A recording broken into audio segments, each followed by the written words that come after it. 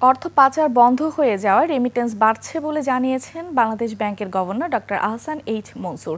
তিনি জানিয়েছেন 5টি ব্যাংক একীভূত করে একটি শক্তিশালী ব্যাংক করা হবে।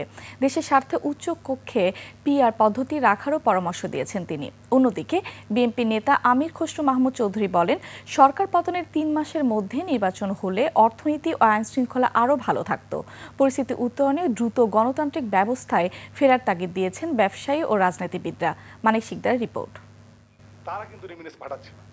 Centre for non resident Bangladeshis এর আয়োজনে ব্র্যান্ডিং বাংলাদেশ, আসন্ন নির্বাচন, প্রবাসীদের অংশগ্রহণ ও আগামীর অর্থনীতি শীর্ষক আলোচনা। অংশ নেন ব্যবসায়ী নেতা, রাজনীতিবিদ, মানবাধিকার কর্মী ও সুশীল সমাজের প্রতিনিধিরা।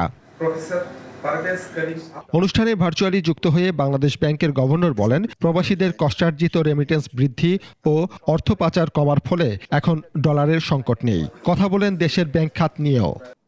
আমরা আইন করে দিয়েছি যে কোনো ব্যাংক যদি তাদের non performing loan fully provision করা না হয়, তারা ডিভিডেন্ড দিতে পারবে না। যদি কোনো ব্যাংকের ক্যাপিটাল 10%-এর নিচে হয়, তারা ডিভিডেন্ড দিতে পারবে না। অভ্যুত্থানে রেমিটেন্স পাঠানো বন্ধ করে হাসিনা সরকার পতনে অন্যতম ভূমিকা রেখেছিল প্রবাসীরা। তাদের ভোটের অধিকার নিশ্চিতের দাবি ও পরামর্শ তুলে ধরেন বিভিন্ন দলের নেতারা। যৌক্তিক আন্দোলনের সাথে তারা যেভাবে থেকেছে, সুতরাং সেই আমরা অভ্যুত্থান পরবর্তী বাংলাদেশের সেই মানুষগুলোকে আমরা সামনে আনতে চাই।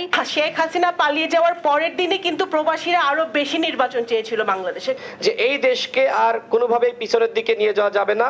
এইবার আমাদের হাতে সুযোগ এসেছে বাংলাদেশকে একটি উন্নত সমৃদ্ধ রাষ্ট্র হিসেবে গঠন করার। নির্বাচনকে সামনে রেখে ফেসিবাদ বিরোধী শক্তিগুলোর মধ্যে বিভেদ দেখা দিচ্ছে। এতে আবারও ফেসিবাদ ফিরে আসার আশঙ্কা করেন তারা। আজকে সেই ফ্যাসিবাদ শক্তি আবার বেরিয়ে আসতে চেষ্টা করছে।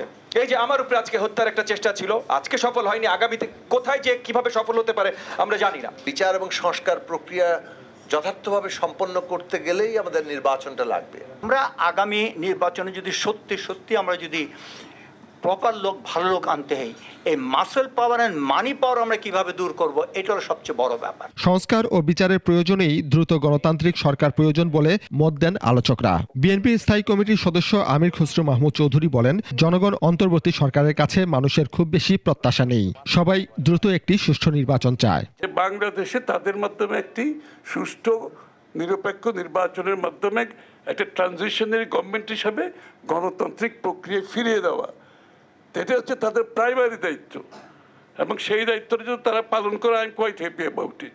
দেশি বিদেশি বিনিয়োগ বৃদ্ধি ও অর্থনীতিতে গতি ফেরাতে দ্রুত সময়ে গণতান্ত্রিক ব্যবস্থায় ফেরার উপর জোর দেন বক্তারা।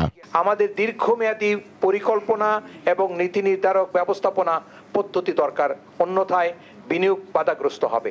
মানিক শিকদার, 21 টেলিভিশন, ঢাকা।